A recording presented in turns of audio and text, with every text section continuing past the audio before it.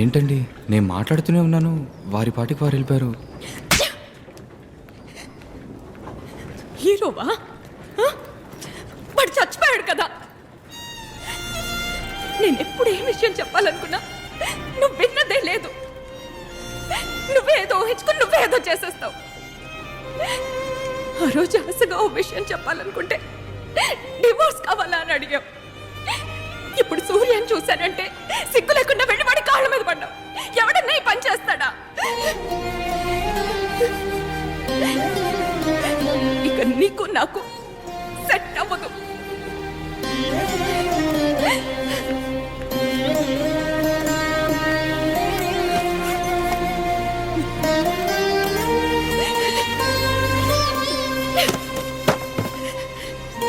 ఈ గిఫ్ట్ నువ్వు ఆ రోజే విప్పి చూసుంటే ఇంత దూరం వచ్చుండేది కాదు.